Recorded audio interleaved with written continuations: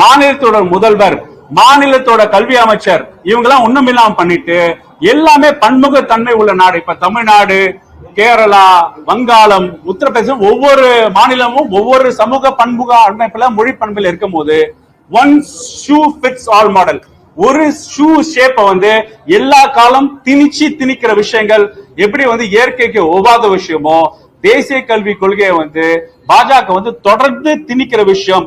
எந்த அளவுக்குன்னா இது திணிச்சாதான் நான் உங்களுக்கு சமகர சிக்ஷா ஃபண்ட் அலாட் பண்றேன்னு சொல்றது எவ்வளவு பெரிய பிளாக்மெயில் பாலிடிக்ஸ். இது வரைக்கும் எந்த ஒன்றிய அரசும் பண்ணது கிடையாது. ஏன்னா சமர சிக்ஷா ஃபண்ட் அமைப்பு முறை இவங்க ஆண்ட பாஜக ஆட்சி காலத்துல இருந்து பிறகு யூபி அரசாங்கம் நிறைவுபடுத்தி ரைட் டு எஜுகேஷனுக்காக கொடுக்கிற நிதியா இருக்கட்டும், 14,000 ஆசிரியர்களுக்கு சம்பளம் கொடுக்கறதா விஷயமா இருக்கட்டும், இன்ஃப்ராஸ்ட்ரக்சர் டெவலப்மெண்டா இருக்கட்டும், டீச்சர்ஸ் ட்ரைனிங்கா இருக்கட்டும் ஃபண்ட் கொடுத்துட்டு இருந்தாங்க. அதுக்கும் தேசிய கல்விக் கொள்கைக்கு சம்பந்தமே இல்ல. தேசிய கல்விக் கொள்கைக்கு முன்னாடியே SSA ஃபண்ட் வந்துருச்சு. அப்ப ரொட்டீனான அலர்ட் பண்ற SSS ஃபண்ட புடிச்சு வச்சுக்கிட்டு நீ இத பண்ணு அப்பதான் நான் இம்ப்ளிமெண்ட் பண்ற சொல்றது எந்த ஜனநாயக நோன்புல நம்ம கடைபிடிக்கிறாங்க? இது சர்வாதிகார ஆட்சியா இல்ல மக்களால் தேர்ந்தெடுக்கப்பட்ட ஜனநாயக ஆட்சியா